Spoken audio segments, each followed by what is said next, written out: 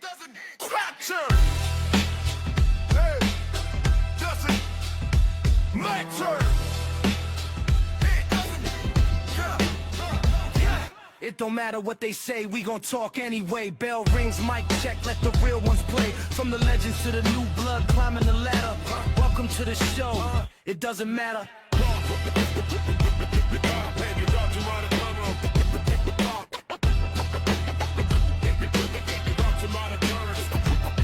Notorious Dome set the tone, main event status. BDC bring a fire, every take savage. Strap facts with the knowledge, history splatter. Poppy planting no wild cards, say it loud, it doesn't matter. No filter, no bias. This is the It Doesn't Matter podcast.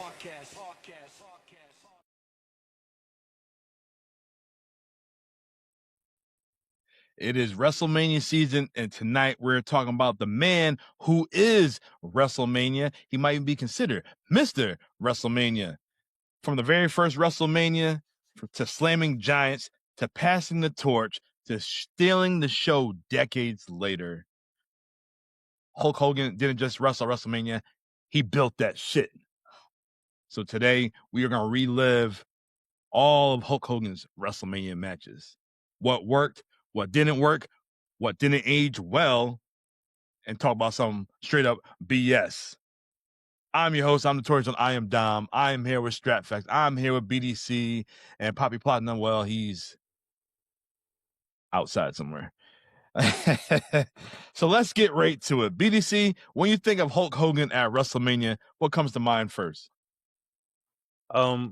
Amongst many things, he is the reason why WrestleMania still exists to this day. That first WrestleMania doesn't go off, WrestleMania fails. More than likely, WWF fails too. He was a large reason for that. Here we are. We're near WrestleMania 42 now. He was really only part of the first 9, and then he was out to 2002, and it was really the first 1 or 2 that really solidified WrestleMania and WWF as far as a wrestling force that we could even have a WrestleMania 42 now. All right, Strat, what about you? What are your thoughts that first come to mind when we hear Hulk Hogan at WrestleMania? I mean, it's because we're getting old. It's team old around here, but it's been so long. WrestleMania 42 approaching, but starting getting to wrestling, trying to be the young historian.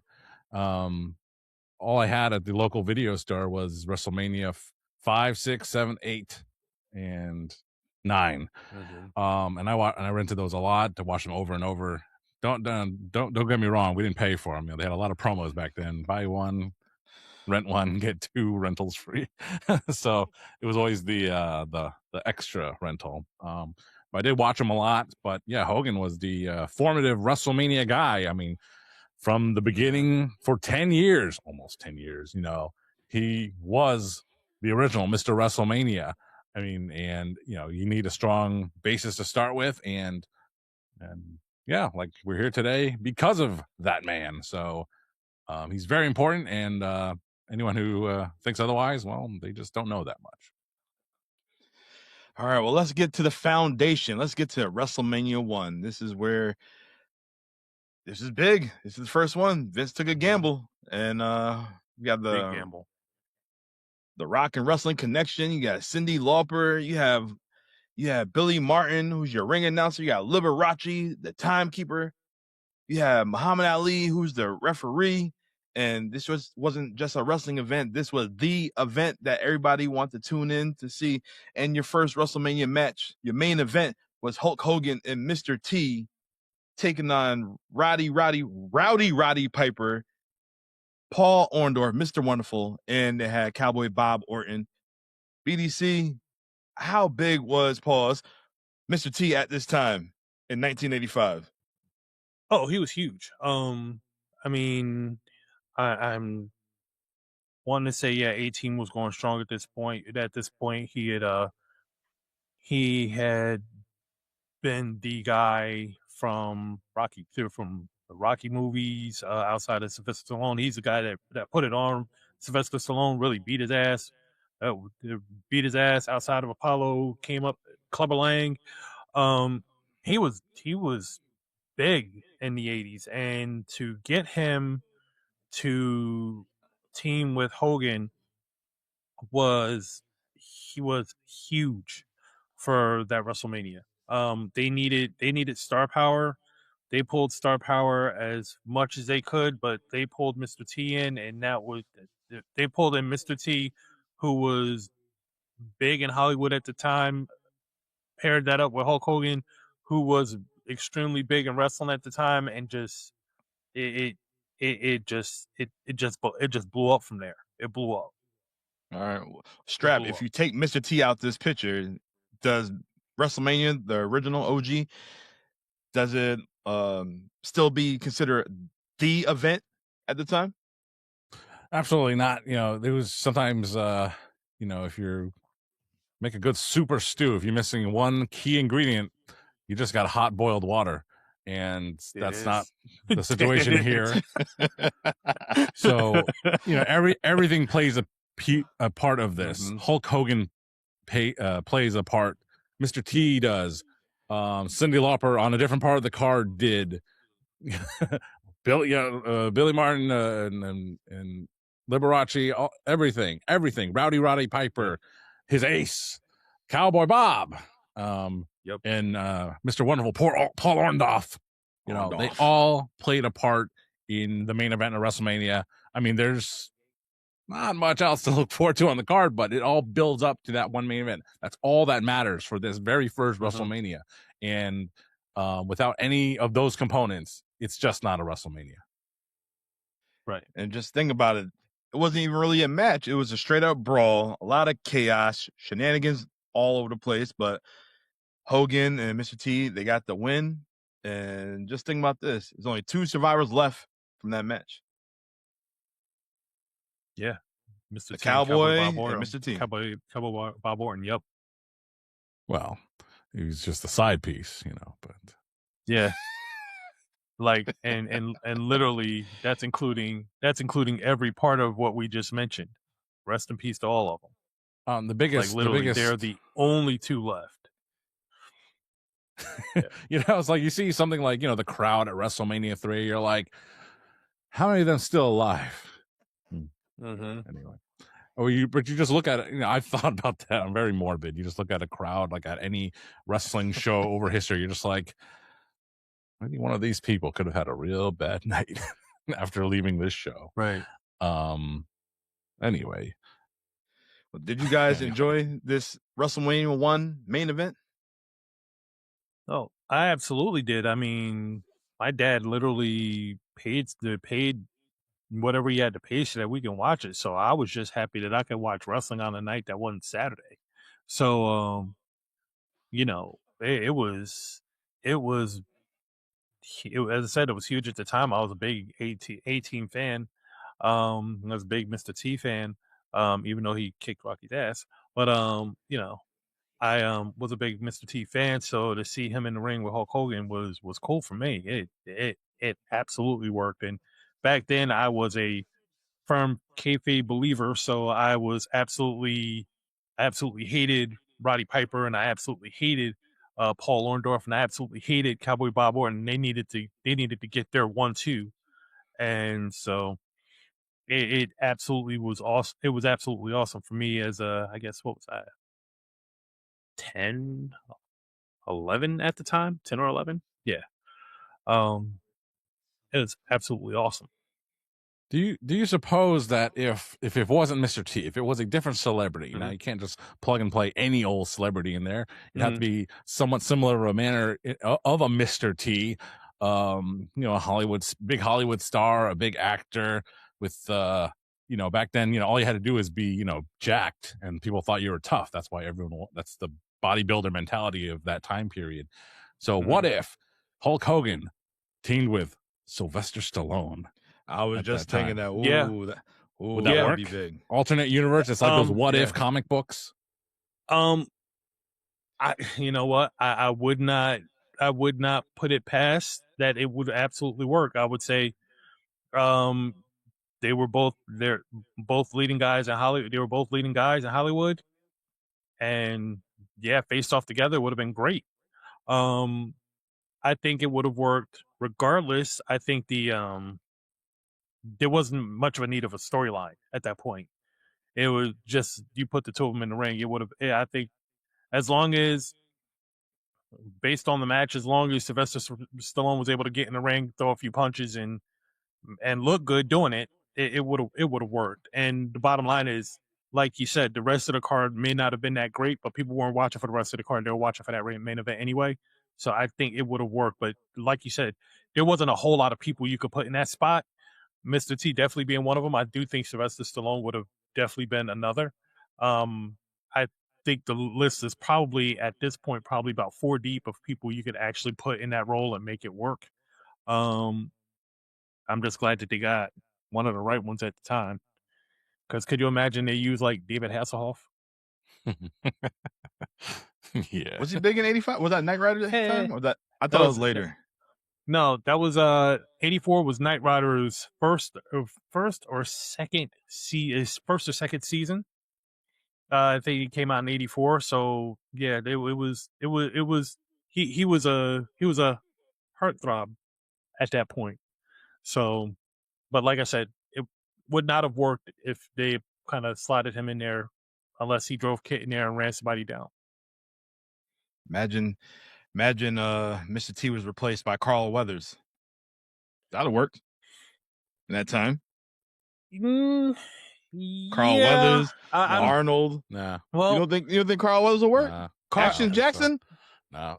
Well, I'm trying to think when did Action Jackson come out, but then again, he's also Rocky franchise, so he would have. I think it would have like 3 or 4 deep. Yeah, I can see him being on that list too. Like basically anybody out of the Rocky movies by that point in time would have worked. Hell yeah. Except Adrian. Yeah, Adrian would not have worked. Paulie. No, Carl Weathers would have worked in the NWA version. Oh, jeez. Nah, they would have beat him bad.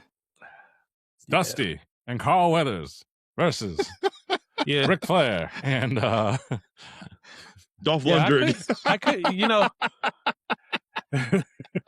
Yeah, and it's funny you mentioned Arnold Schwarzenegger. He had the physique for it, that's for sure. I don't think he would have worked though, as far as really getting people's asses in the seats for WrestleMania. Like he did down the road, obviously he did down the road, but at that point, Terminator would have just come out. Was Predator out at the time? It wasn't out yet. Predator was after Terminator. Terminator is what introduced Arnold Schwarzenegger to the world. Predator was after that. I mean, I think that you might have gotten Conan the Barbarian, maybe. I'll say you could have had Arnold and Hogan versus Piper and Jesse. Now that would have been funny. That would have been dope. That would have been funny. Mm-hmm. That would have been funny. All right. Well, WrestleMania 1, the main event, doesn't matter. Yes, absolutely. It matters. Yes, it does. Sure. All right, let's get to WrestleMania 2. It was closed circuit. They was in 3 different locations. They were in LA. They was in Chicago. And weren't they at MSG again? Nassau Coliseum, I think. Oh, was it MSG? No. All right. How do you know which card where it was? Well, I'm just saying. If I was a fan, I want to be at the venue where Hulk Hogan's going to be at. Exactly. So he was in Los Angeles. The main event of Chicago was, I think, the Battle Royal or Mr. T and Roddy Piper in the boxing match. And in Nassau, I think I mixed that up. I think Nassau was Piper and Mr. T, and Chicago had the Battle Royal with the Refrigerator. Hall of Famer. Fridge. Hall of Famer. It was a terrible Hall of Famer. Yep. Good times, Fridge.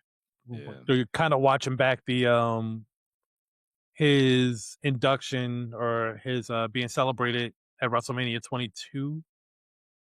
Being inducted was cool. Class. Seeing him in the Crocodile Dundee hat. All right, well, WrestleMania 2, Hogan took on King Kong Bundy inside of a steel cage. Mm-hmm. Hogan whooped Bundy's ass. Mm-hmm. He whooped him badly in this match. Mm-hmm. And there's blood. Hogan got choked out a little bit. Hogan's working as a heel for the most part. So, fellas, BDC, Strap, what do you think about this match? Was it overrated or underrated?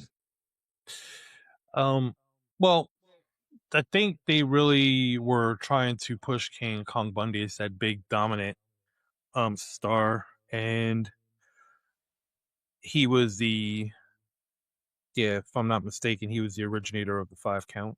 And he's just this big brooding dude, bald head, would be known for splashing a little person.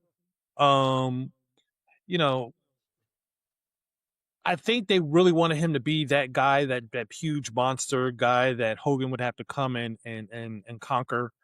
And despite everything that says yes, I think the answer was no. I don't think that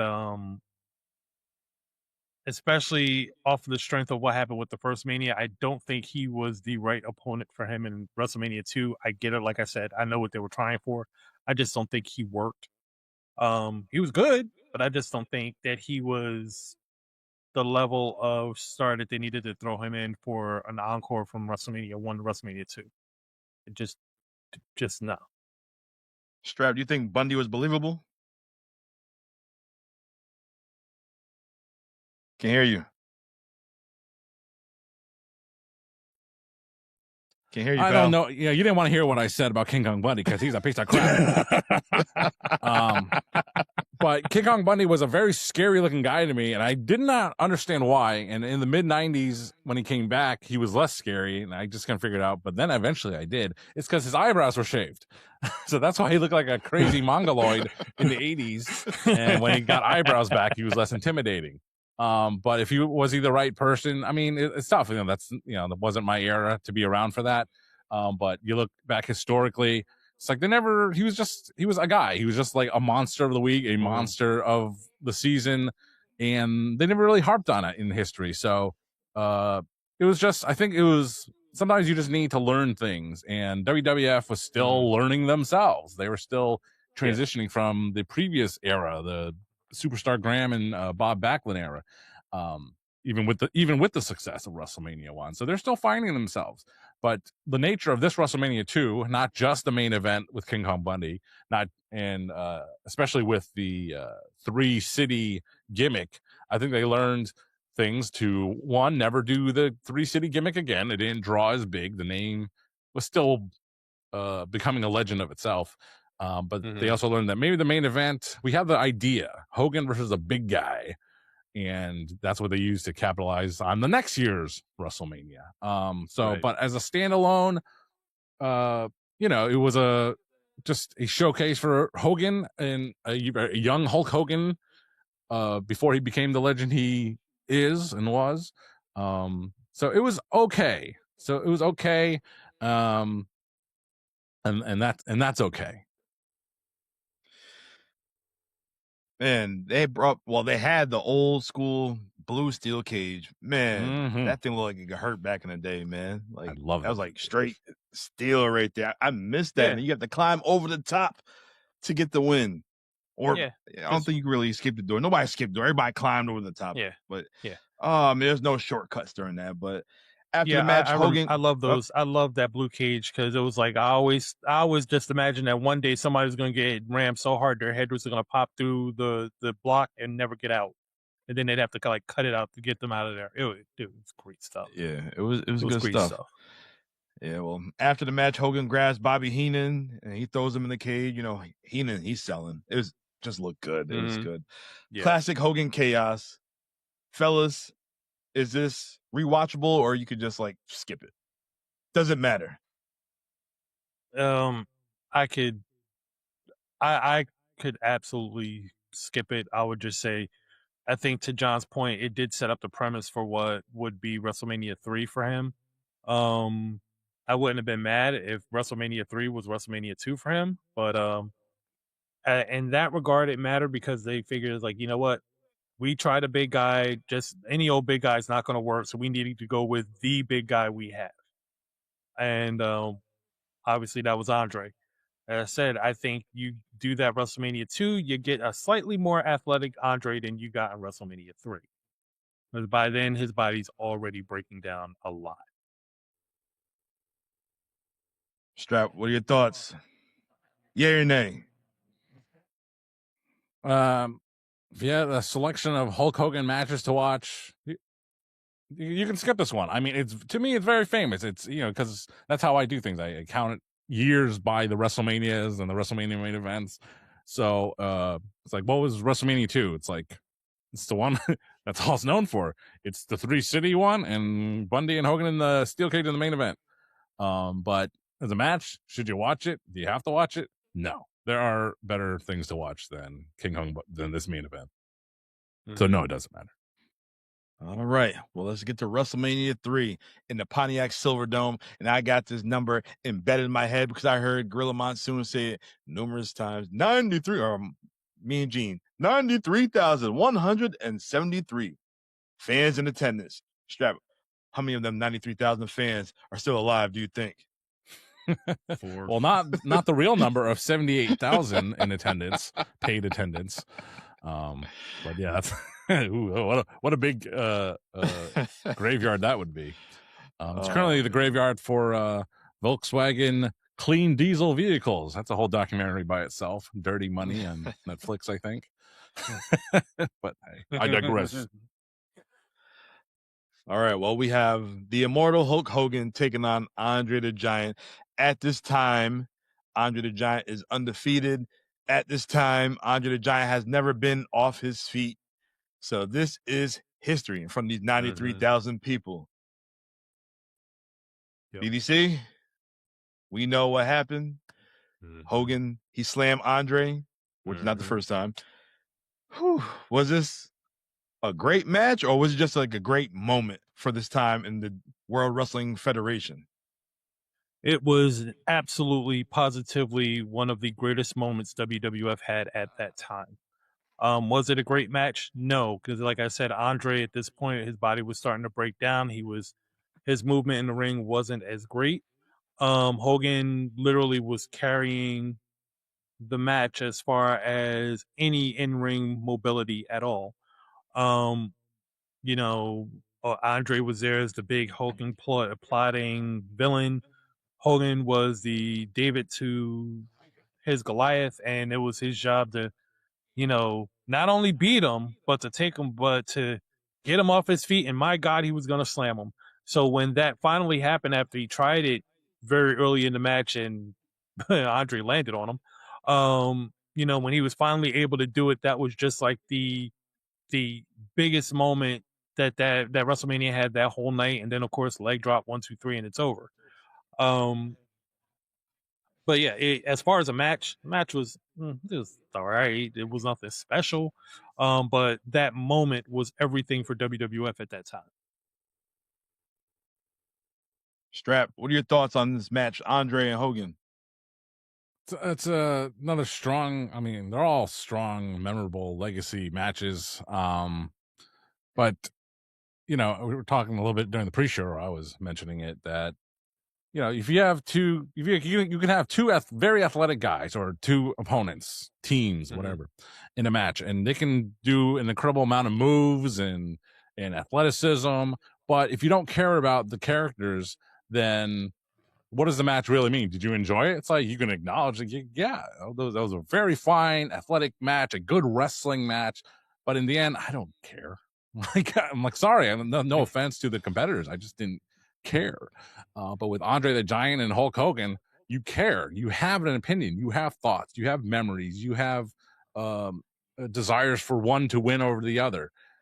So yeah, maybe they're not doing wrist lock on top of hammer lock in a good sequence with a dramatic submission on the line, but it's a part of what wrestling is so great about. You can combine all those things, and then sometimes you just have an amazing match that goes beyond the ages. But can you just have, two guys? Maybe they're not great technical wrestlers, but they're telling a story. What was the story? Slamming, you can't slam the unstoppable big giant. You can't slam him. You tried, and look what happened. You got a 1, 2, 3 count. But so what's the rest of the match? And that's something as a fan I've always had a problem with. And that's what they say. Like, every match has a story. It's like, every match has a story. It's like, well, yeah. I mean, maybe the people putting the match together, the agent and the two wrestlers, have a story in mind, and they try to make it evident in the match what that story is. Oh, he's working the leg. Why is he working the leg? Because, the guy slipped behind him and chop blocked his leg. So he's going to work on that leg. He's going to soften up that leg, weaken that leg for his figure 4 finisher. And why is a figure 4 more effective for this guy than a different guy? Is because that's my move. That's my thing. I attack the leg. I put on the finisher that attacks the leg, and I'm going to win with that. The strategy. What's Andre the Giant's weakness? He doesn't. He has dizzy spells. He doesn't like his being turned upside down and being slammed. Slamming does that. He turns you upside down, and that can disorient you, right? So if that happens, he's disoriented. Then Hogan, what's Hogan's finisher? It's a big tree trunk of a leg, drop it down across your neck and your throat. Oh, I can't breathe. All you need is 3 seconds, man. You're dizzy. You can't breathe. You're paralyzed for the 3 seconds, and that 3 seconds is all you need. And that's how Hogan won the match. That's a story. It didn't matter if they did a hurricanrana or again, love that wrist lock maneuver. It didn't matter, because the story of the match was you need to flip that giant upside down and get air out of his lungs and pin him 1, 2, 3. That's the story, and that story can be told to anyone, just like I did right now. You think I wrote that down? I don't have anything written down. That's the story of the match, and every long-time wrestling fan can recount that exact story of the match because we know it, we've seen it, and it's good. Well, who needed this match more? Hogan, Andre, or Vince? Vince. Vince and Hogan. But yeah, ultimately it's Vince McMahon. It's the WWF. They needed, they back to that food reference. They had a restaurant. They needed a great dish served by a great cook, and and all those ingredients together make a fantastic dining experience. A lot of terminology is being thrown around here. But so Vince was the ultimate benefactor. So what I need to know is, this is your bread and butter. You're throwing your eggs in the basket all in this match right here, Hogan and Andre. Mm-hmm. But you had a better match earlier that night between Macho Man Randy Savage and Ricky the Dragon Steamboat. I need to know what the hell happened. So, okay, next year we're going to WrestleMania 4. We're going to put the strap on Macho Man. I want to know what the hell happened after Savage lost that title. I need to know what happened that year. He became babyface. We know that. The fans loved him. They loved Elizabeth. But okay, maybe we're going to pass the torch and give it to Savage? What the hell happened? Do any of y'all know, BDC? I can't really tell you. I know it was like a quantum shift, like where it was like we're gonna kind of ride off of this wave of popularity that Macho Man has got going. I don't know if maybe the writing was on the wall that maybe that Hogan was leaving, maybe he was going to start doing Hollywood more. I don't know, but they started to really kind of lean in on Macho Man a little bit as a face.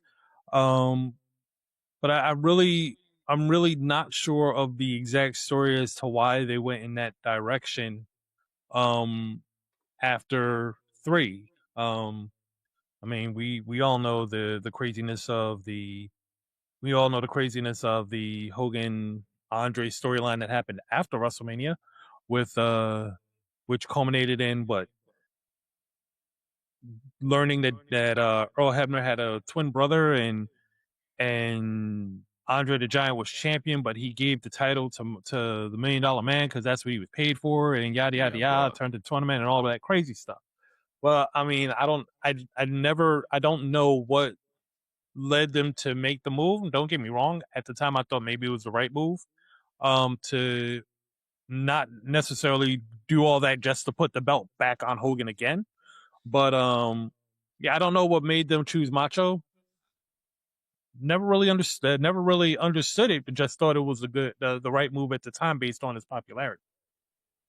All right, well, WrestleMania 4, Trump Plaza, New Jersey. Yep. We have a tournament for the vacant title, like BDC said. Andre got bought for the title, but no, you can't do that on WWF programming. So we had a tournament, a multi-man tournament. So Andre the Giant with Ted DiBiase and Virgil takes on Hogan, and they got eliminated early, double DQ. Mm-hmm. Yep, 5 minutes. Like what? Yeah. What the hell's going on here? You got the biggest draw right here, too big draw right here, and this right here, and Donald Trump in the front row, by the way. Yeah. It literally felt like a passing of the guard. It literally felt like that. They could have had Hogan and Savage WrestleMania 4. They could have did that. Mm-hmm. They ain't do it. So, Strap, what are your thoughts? We've only made it past WrestleMania 3, and it's been 30 minutes. But anyway, Jesus Christ, guys. Not running back. Speed it up. I was just going to let it go, but I can't let it go. Okay, what happened after WrestleMania 3? What happened after WrestleMania 3? You know, the world is really fast nowadays. If in case anyone didn't notice, the world was really slow back then. Okay, so if Hogan had to leave, they had to shoot No Holds Barred, or he had to shoot a number of different movies, but I think it was No Holds Barred. And you think, oh, that's just like that's a movie's take 4 months to shoot.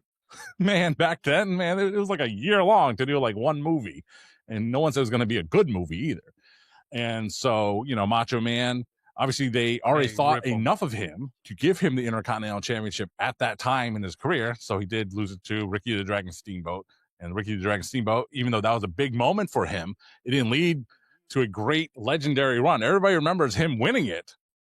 How about them title defenses? Ain't no one know about those because they didn't really happen, So unfortunately, the follow-up was really poor for that because Ricky, and we can all attest to being overworked at work sometimes, and he just wanted some time off, which was a big no-no back in those days.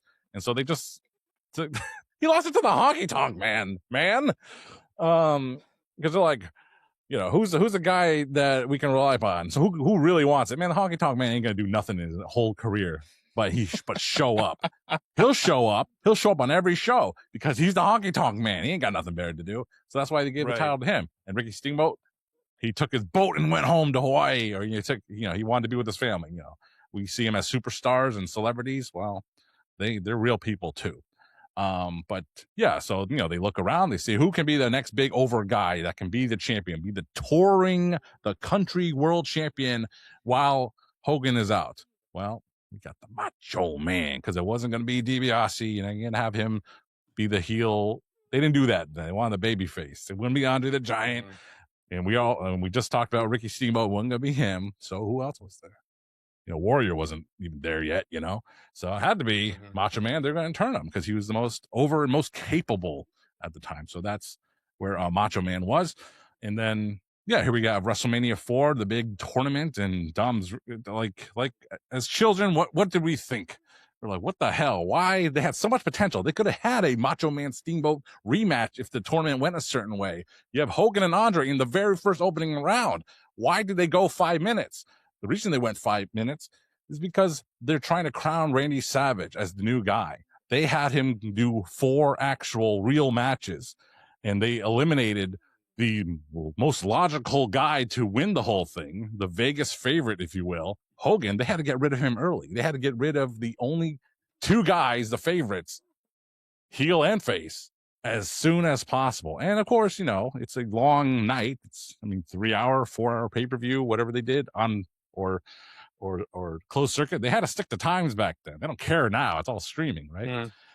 So that's why Hogan and Andre, the favorites, were eliminated early. That's why Steamboat didn't make it very far because they didn't trust him anymore. So, but they did trust Randy Savage. And that's why the entire night was built up just for him, just for the Macho Man. So that's WrestleMania 4. And, it's called the rub, right? The rub. So Hogan had to be there, still in the spotlight, brother. But he had to give the rub to Macho Man. Also setting up this how long the storylines were. That's why WrestleMania 5, the Mega Powers explode. I still remember the opening video. That horns. I don't know what the fuck that was. But the legendary opening thing for WrestleMania 5. And that's long-term booking. That's why it's the example of long-term booking. 2 years. We get Roman and Cody now. Finish the story. We're like, that's taken forever. But you know what? Everyone loved it at WrestleMania XL. Okay. But yeah, the whole thing was built out very specifically. That's why they missed the golden age of booking, because they could do things like this back then. And then came the Attitude era where Stone Cold Steve Austin and The Rock were the biggest names the industry has ever seen. 4-year run, both of them. 4-year full-time run. Anyway, but that's WrestleMania 4. All right, WrestleMania 5, like Strap said, we got the Mega Powers. They exploded all because of some woman named Miss Elizabeth. So Liz, she is neutral, trying to stay neutral, but Savage is getting all worked up. Long story short, the powers exploded. Hogan took the title from the heel, Macho Man Randy Savage. This is Hogan's best match at WrestleMania so far. Guys, what are your thoughts? I mean, what's there really to say? Did Savage carry the match? Did Hogan? No, I think that from my memory, because I haven't watched it recently, but my memory says that Savage did a lot of the legwork in that match. Hogan was there when it mattered, obviously, but Savage carried the majority of that match, which says a lot about Savage, that he can come in with a guy like Hulk Hogan, who is was basically trusted to just be in these high power matches, and Savage was actually trusted to kind of carry the match. Says a lot. Yeah, ultimately it was a storyline that started at WrestleMania 4. Basically their connection grew and then grew over the course of that year, and then blew up around WrestleMania time. But yeah, to answer your question, yeah, I think Savage carried the match from my memory. But like I said, Hogan was there when it mattered most. It worked, brother. Strap, did you enjoy it? It did.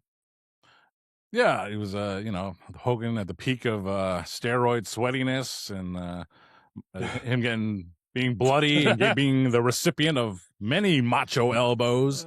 And then him just hulking out. It was the best Hogan match up until that point. And it's the storyline, the match, everything about WrestleMania 5 main event, the Mega Powers explode, was, I don't want to say perfect, but it was damn good. It matters. WrestleMania 6, Toronto, inside the Sky Dome. We have the ultimate challenge between the Ultimate Warrior, Intercontinental Champion, taking on Hulk Hogan, your World Wrestling Federation Champion, title for title. They kept saying title for title. I was like, oh shit, somebody's going to be Intercontinental Champion and WWF Champion. No, that didn't happen. They lied to us as a kid. But I remember this. I remember the promo. This is the first WrestleMania I seen as a kid, because the little VHS store we had inside Stop and Shop back in the day, I kept seeing the poster on the cover, Warrior like this, and Hogan doing that pose right there. This will hook me on. This is one of my favorite matches. Like, oh my God, you got two of my favorites as a kid. You got the number 1 and number 2 guy. This is going to be the passing of the torch to the Ultimate Warrior. 5 minutes in the match, Warrior's blown up. We got more time to go, brother. We can't wrap this up yet. We gotta sell this. We gotta sell this. But I think Vince at this time was like, okay, let's try Warrior. Let's give him a chance. And Warrior got the win. Was this a mistake? Giving Warrior this shot right here? Give him this opportunity? Strap? No, It was not. It had to be done. Whether it worked or not, that's not the point. Sometimes, you just it's the right place at the right time for the right thing, and that was it. Warrior winning right now at WrestleMania 6. That was the right thing for everyone. And the story you said, I've never heard that story from anyone but Hulk Hogan. So everything Hulk Hogan has an asterisk on it. So I don't. So that could be true. It could not be true. It can be embellished. It does make sense, but it's like, come on, man. Hogan tells lots of tall tales. But WrestleMania 6 for me was the example of the main event. It was just the perfect thing. That's it. It was just the perfect thing at the perfect time, and it would take years to match anything at that level. Some would say decades, but but hey. But I mean, I'll give it 100 out of 100. It's just the best, most perfect thing. I know WrestleMania 5 was awesome, but WrestleMania 6, this was it for me. This is the prototype. BDC, was this a real passing of the torch moment right here? It should have been. It was, as a Gorilla Monsoon would say, the irresistible force against the immovable object. Some people will say that was WrestleMania 3. Not really. But this was it, because at this point, Hogan was the bar, and Warrior was just this force that was just taking over everything. And that collision was meant to be epic. It was meant to be ultimate. It was meant to be all of that. And I mean, it was. I mean, you give credit to the people who got this thing booked up. You give credit to Hogan and Warrior for doing their thing in the ring. I give credit to the cameraman that took the shot of Hogan's leg drop to look like he jumped 8 extra feet in the air than he had and landed on his ass. That was impressive, because it was looking at him like, yo, I've never seen him jump that high, and it was nothing but air underneath him in the ground. It was great. It was like no one ever moves or kicks out of the leg drop. This is when that happens, it's over. And here we are. Hogan's laid out on his back, looking like he done caught a sciatic attack all the way through his body. Ultimate Warrior comes through, splashes him in the back, and it's over. So it was. I would say it was one of the first real times where WWE played chess in the ring and actually checkmated everyone that was watching, because it delivered the way it should have delivered. It hit all the marks for people who were watching. They wanted to see this epic clash. They didn't want to see, like, even though Warrior blew out, you didn't want to see like it just looking like these guys were weak at any point. They looked strong all the way through. And the fact that Warrior moved out of the leg drop made him look almost indestructible at that point. So it absolutely should have been a passing of the torch moment. It absolutely was an epic match. Was it though? No, not really, but it should have been. As a kid, I hated that finish. I still hate this finish to the day, because how the hell can you beat the immortal Hulk Hogan and he missed the damn leg drop, and then Warrior beat him with a damn splash? I'm like, oh my God. Like, Well, that's terrible. as But I said- I enjoyed it. As I said, he hit his tailbone. He was paralyzed, and then Ultimate Warrior splashed him in the back. Splashed him. So yeah, it makes perfect sense. Kayfabe, brother. Kayfabe. Yeah. Well, I can say that this match is unanimous. It does matter. It definitely does matter. Yeah. All right, WrestleMania 7 in the LA Sports Arena is supposed to be in the Coliseum, but there's a lot of threats going on in the world at this time in 1991. So you got the foreign sympathizer, the Sergeant Slaughter. So we got real emotions right here. WrestleMania 7 is one of my favorite WrestleManias of all time, from start to finish. I enjoyed this show. And you had the ultimate babyface versus the pure heel right here. Strap, give us your thoughts. I'm glad someone likes this WrestleMania. We talked about, I think we covered this in a previous, many years ago show, but let's just talk about the match itself. It should have been one of the biggest matches all time. Like, it should have been another babyface match. How big would have that been? G.I. Joe Sergeant Slaughter versus the real American Hulk Hogan. But, changed it around for reasons for their own reasons. And you had the heel Iraqi sympathizer versus the real American. That it's an easier thing to sell. I didn't like the I didn't like the match. I didn't like Sergeant Slaughter because I didn't like Mr. Big Chin there just sticking it out and doing his promos. I hated it. I hated him, which I guess works, right? So I hated him. And then Hogan, blood, blood can get really crazy. But you're Hogan blood again. I didn't like it. It's just kind of, I don't want to say gross out, but I just didn't like seeing it. And hey, it was fine. Like, the storyline was easy to tell, but I just personally didn't really like it that much. It wasn't bad per se, but I just didn't really like it that much. BDC, if they did this angle right now, how over would Cody be right now? He got the win, but who would be the heel? Anthony Ogogo. Between him and who would take Iranian sympathizer? Rusev? Nah, he's not getting the heat like that. Nah, it would absolutely. I mean, technically speaking, if they did, I was about to say, if they did it now, it would probably go the way of Ultimate War of Undertaker, Muhammad Hassan. They had to kill that shit quick. they could not. It is a different world. They could not get over with that now. They just couldn't.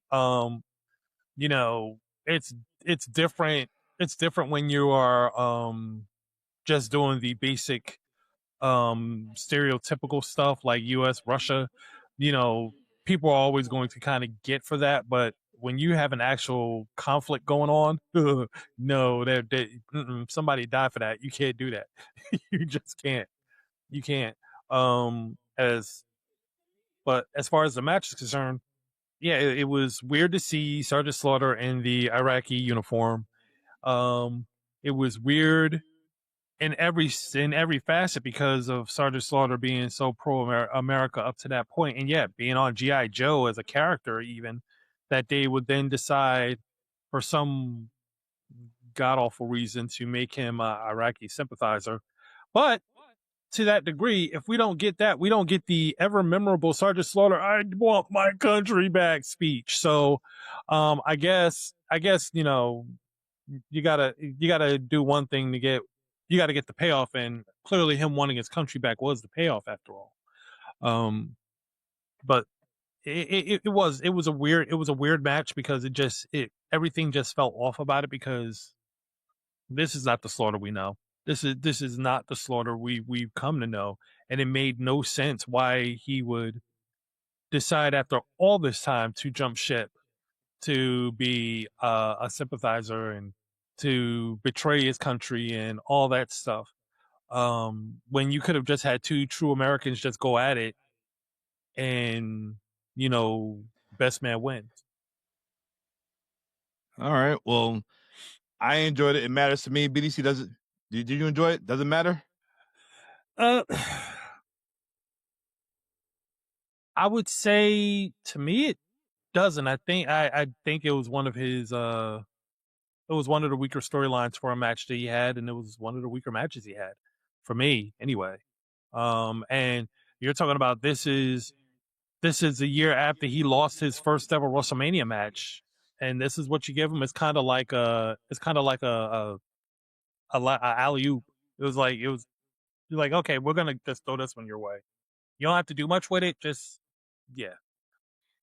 It didn't really matter to me. Strap, I know you said you wasn't a fan of it. Does it matter to you? If I had to put together top 5 Hogan matches, this would not be on it. Yeah, agreed. You know who stole the show again? Macho Man and Ultimate Warrior. Yep. The key thing, the Macho Man. Hogan Ultimate career Warrior, match. Macho King. That was a retirement. That was a retirement match. Yep. All right, so I guess this match does not matter. Let's go to WrestleMania 8. Speaking and of I wasn't a doesn't fan. I wasn't a fan of this WrestleMania 8, Indianapolis, inside the Hoosier Dome. Hulk Hogan took on Sid Justice and Strap. I got to correct you right quick. You said Sid is a 2-time main eventer WrestleMania. What does make him a 3rd time? What was his 3rd one? Let me this. Want to be Taker. What's the other one? Is there one more? I think you should stop right there. Oh, that was it? You tell I'll me. take it back. Yeah. I'll take it Does back. King Kong Bunny still look like Bam Bam Bigelow to you? Oh, yeah. Yeah, never mind. I mean, hey, hey. I mean, see, let's go back. You know, you can make a top 5 list of mistakes I make, and one of them would be calling Hacksaw Jim Duggan a king of the ring. But he did beat Haku, and he wore the crown, and he wore the cape. So he did wear the thing. So the visual memory is good, okay? All right, my bad. Play his fuck up. Oh, shit. All right, so this match right here, this double main event, Hogan should have been fighting Ric Flair, but that's another story. We'll talk about that another time. Hogan fought Sid. When Hogan came down to the ring, he was like saluting the fans. This might have been his last WrestleMania match right here. When Hogan is posing in the ring, Sid ambushes him. I'm like, oh shit, Sid's bringing the fight to Hogan until this motherfucker did a drop down tackle. I'm like, what are you doing? Like, you just taking the dude out. Next, you're dropping down, and he just takes advantage, and he rips his shirt off. He poses. Yeah, this match is trash. Point blank. I hated WrestleMania 8. New Jack was inspired by this, you know, letting the music play while the opening shenanigans are going on. I am a real American. Drop down, leapfrog, over the top rope. What are you doing while the music's still playing? Like, take the man out. You can only imagine that this is a technological thing because, like, you know, the delay and the guy with the cassette player. He said, "What's happening? Won't stop." And then the tape's doing that thing, like from Saved by the Bell. All the tape's going everywhere. Yeah. Tape reel just flying all over the place. Oh, man. This is botchamania. This is where it was born. Yeah, this is bad booking. I think it was bad booking. I think so. Yeah, they're just, again, it was, I just don't think that they feel they had anybody that they could kind of put up against them at Mania at that point, and they did. They were pushing for Sid to be the next big thing or what have you. But yeah, I've seen all the WrestleManias. I don't remember this one at all. So, I mean, at least I have some memories of some of them. I have no memories of WrestleMania 8. So I guess that may be telling of how I felt about it. That I have absolutely no recollection of it. But Sid and Hogan should have been bigger because, like we've said before, Sid is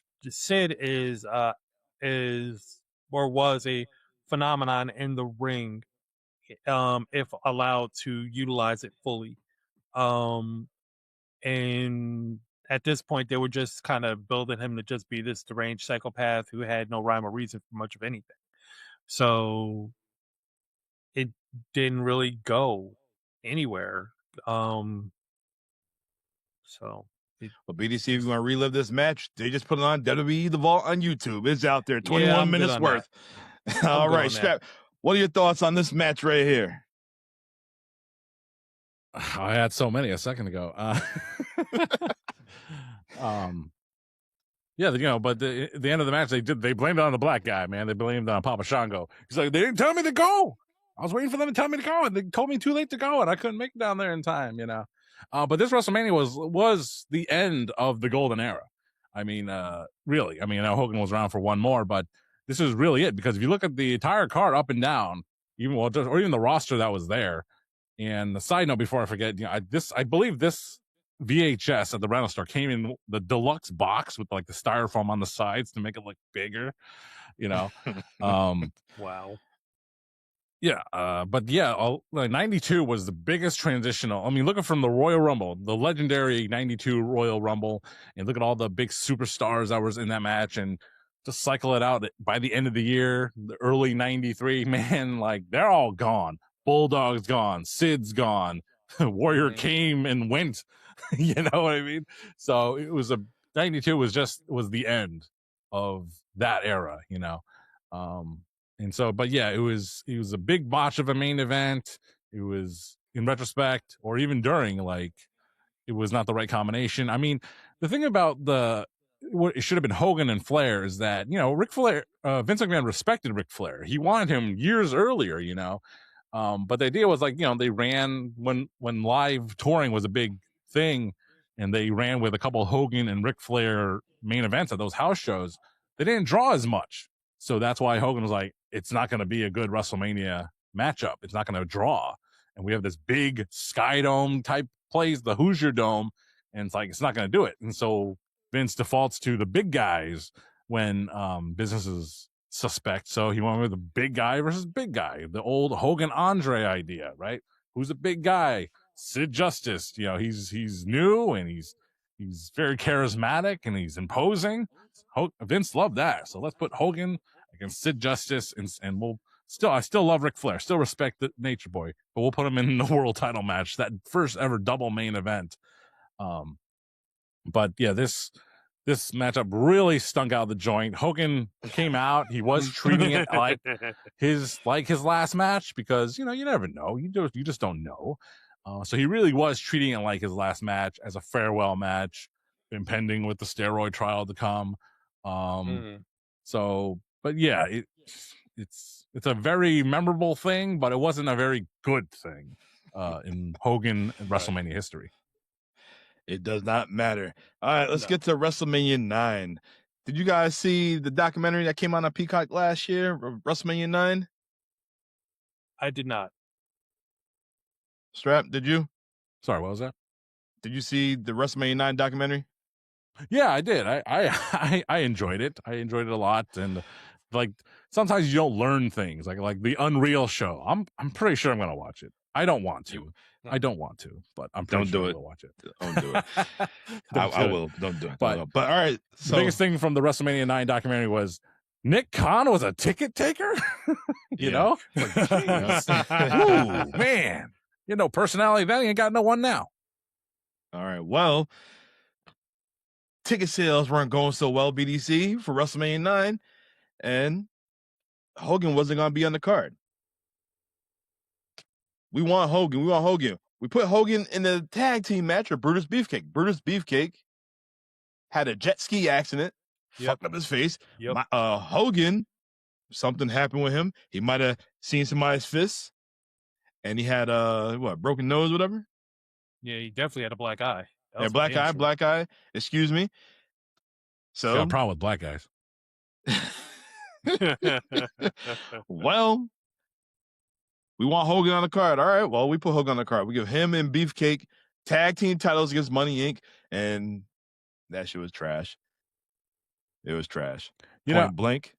Yeah. I really, unlike the Warrior blowing up 5 minutes into the match, which I also believe, but I also don't believe at the same time. The story they told in that documentary, it's like, it could be more fluff and fill, but it's very believable. And that the card wasn't drawing. Like, here it is, WrestleMania. We have a new generation of stars. And that's what they were pimping, and because Hogan wasn't coming back. And they're like, and they found an opportunity, they got Hogan back, and then they started promoting the hell out of the show. And it totally makes sense that no one knows who the hell Bret Hart and Yokozuna and Luger and Mr. Perfect are. They don't know, and they don't care. They want the name brand. They want the Hogan, and they lucked into getting him, and they made a chicken salad out of this stuff. So yeah. So like I said, BDC, you got to watch it. They said, "Oh yeah, we got Hogan." Then the executive said, "Okay, so how is he going to get the title?" Huh? So that's how you got that BS Hogan winning the title at WrestleMania 9. Yeah, just like you got something in your eye right now, really? Same shit. Yeah, exactly. That bullshit. Truly. Yeah, that was absolutely horrible. It's like, oh my god, Yokozuna, this big hulking 500-pound monster, had to have somebody throw salt in Bret Hart's eyes to win the title from him. And go. I was supposed to get a rematch with Hulk Hogan, but never got it back. All right, guys.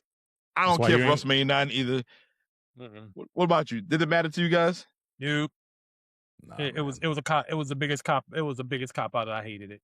I think I would just rent WrestleMania 6 again. You can watch it on Netflix. It does not matter. All right, let's go to WrestleMania 18. He is back, and he's going against the most electrifying man in all entertainment. And me and Strap, we did a Wrestling That Made Us, which might come back soon. Never know. The fans turned Hogan. They were booing The Rock. Strap, get into it. This is your match right here. Yeah, when you're discussing like Hogan and Slaughter, Hogan and Sid, and you're like, does these matches matter? Do you know what's to come? Hogan and The Rock, passing of the torch. Not exactly, but that's what they call it in reference in recollection. But I love this match. Unfortunately, I heard someone say, the same thing they did about Hogan Andre, right? It's like, oh, if you put the match on mute, then it's the worst match you've ever seen. I'm like, you know what? Then fix your sound bar, because that you need that too, man. That's the spectacle of the match. It's icon versus icon, and there's many stories around it. What it should have been Hogan and Stone Cold, or or whatever. But it was just truly an electrifying match, one of my favorite matches of all time. Hogan, everything, all the pieces were just right. Hogan, the legendary guy, The Rock, one of the most over guys in the current era at that time, and they put together a match, whether they had a double turn or not. Echoes of years prior, echoes of the Stone Cold Bret match, where they turned during the match, like that kind of thing. Two experts of the craft. What more do you want? Like, this is it, man. This is it. And the only negative thing is, like, I wish this was in high def. I wish this was in 4K. They need a remaster of this, because I'm still watching it in standard def, cropped 4:3. It's like, no, this deserves an HD remaster. Well, you need to update your TV first. You shut your mouth. Get 4K TV. They need to release it before I get it. And then it's my duty as a consumer to get that TV. I put on that 65-inch TV with the PS4, and it doesn't even do HDR. I don't even know that. But that's okay. But it's a great match. It definitely matters. It matters more than most. That's the kind of matchup this is. What else do you want to say about it? Really, it's a great, great match. Yes. BDC, your thoughts? This is what WrestleMania 2 was supposed to be. This was what WrestleMania 4 had the potential to be if they didn't turn Macho Man heel. This could have been, this was somewhat what 6 was supposed to be as well. You had an icon versus an icon. You had two people who garnered fan reaction, whether it was good, bad, or indifferent, and really had the fans fighting amongst themselves to see who was going to get the bigger pop.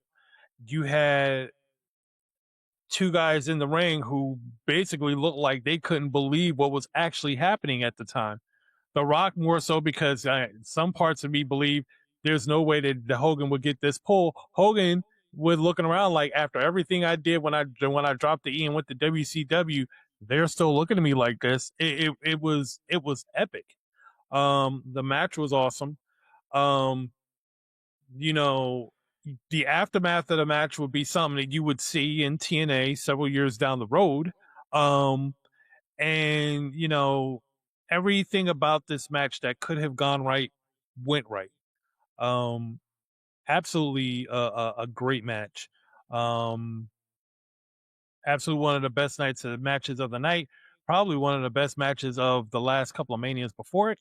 And definitely mattered in more ways than one. It definitely mattered. I mean, for starters, it let Hogan know that people were clamoring for the old Hogan back. Which you didn't really see much in WCW after he went NWO. He came back for a while, but then that was muddled. And it showed the WWE what it has been kind of missing. Even though they had the Attitude Era and it was so amazing how the Attitude Era was, it did show them a little of what they had been missing.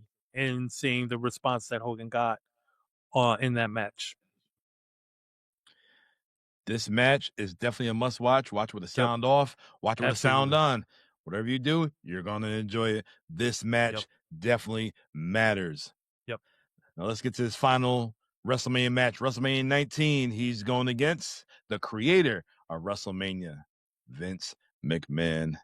Strap, give us a rundown. Well, this was leading up to WrestleMania. I mean, that's why the day of WrestleMania can change often, because leading up to this WrestleMania 19, this was promoted as the main event. It did not headline remember, this is one night WrestleMania, so it did not end the show. But it was promoted as the biggest thing, Hulk Hogan versus the guy who really created Hulkamania, Vince or Hogan, And I think they made a bigger deal out of it than the fans did. Like, the fans didn't care. Like, who made it? Who, But Vince was, an active competitor somewhat at the time. So he thought it was a big match. He thought it was a big deal. I didn't think it was a big deal. But hey, what are you going to do? Put Hogan over one of the current talent? Not a chance. So this was just, not a celebrity match, but a spectacle featured match. But as it was, Vince is a special kind of in-ring performer, and Hogan is, he's getting older. He's very limited, and they had a wild match. It's like akin to a street fight kind of match, and Vince McMahon had one of the most memorable camera shots in history, just bloody and peering over the bottom rope with that maniacal look. He was tremendous, and it featured some nice surprises. You got the return of the rowdy one, Mr. Piper, and that was a big pop. But yeah, it was one of the 4 featured main events at that WrestleMania. It's not something I revisit. Again, it's not my cup of tea. But it wasn't that bad either. Was it? Let's put it this way: is it better than Hogan Slaughter? Nah, I'll go for a classic Hogan over that. Is it better than Sid versus Hogan? Yes. Is it better than the WrestleMania 9? Yes. So it's right in the mid tier of Hulk Hogan WrestleMania matches for me. BDC, What he said. Simply what he said is like, you want to know who created WrestleMania, or who created Hulkamania? This is going to be a main event. You want to know who created it? You're no longer the main event. We're going to put you like 5th card, the 5th match down. That's who created the Hulkamania, buddy. It was okay for what it was. It was okay for what it was. It was a dream match for some people, being as though, Vince McMahon ended up in so many of the matches with the higher echelon talent in the late 90s, whether it be Rock or Stone Cold or even Taker. He ended up, facing off against the top guys at one point in time, and you had to know at some point he was going to be facing off against the top guy when he made his return, and that was Hulk Hogan, and here we have it. So, I mean, it is what it is. Not much more than that. It is what it is. And I can say this WrestleMania 19 match, Hogan's last WrestleMania match, it definitely does matter. Only because it was his last match. That's it. All right, fellas. Well, you can either love him, hate him, debate him all you want, but when you think of WrestleMania, you have to think about the immortal Hulk Hogan. He was the beginning, and we're going to be talking about him till the end of our time, basically. Yep. He left a lasting impression. He left a legacy, which is WrestleMania. Yep. All right. Go ahead. For a guy who literally up until last year held the record for most main events out of 41, he's held the most main events. That's saying a lot about exactly what Hulk Hogan means to WrestleMania. That absolutely says a lot about him. This is true.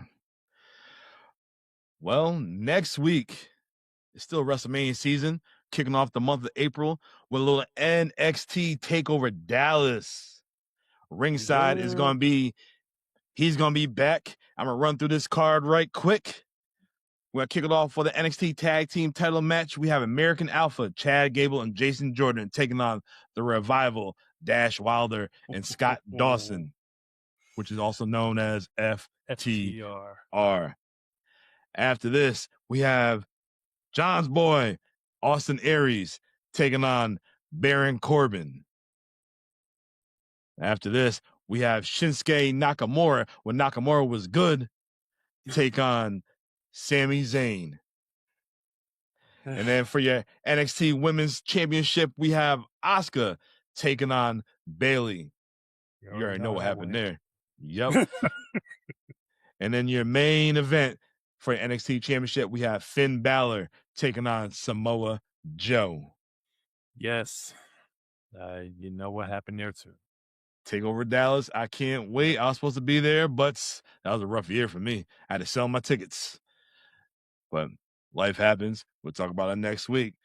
If you guys like the show, remember, like, subscribe, share, comment, all that good stuff. We're going to keep bringing more content. The madness is about to end soon. The women's is finishing up soon. You already know. Yep. And for everyone who has been following us on podcasts through like Spotify and stuff like that, we've now added iHeartRadio to that. So you can find us on iHeartRadio as well now. Outside of YouTube, outside of all that fun stuff, iHeartRadio is another place where you can find the It Doesn't Matter podcast.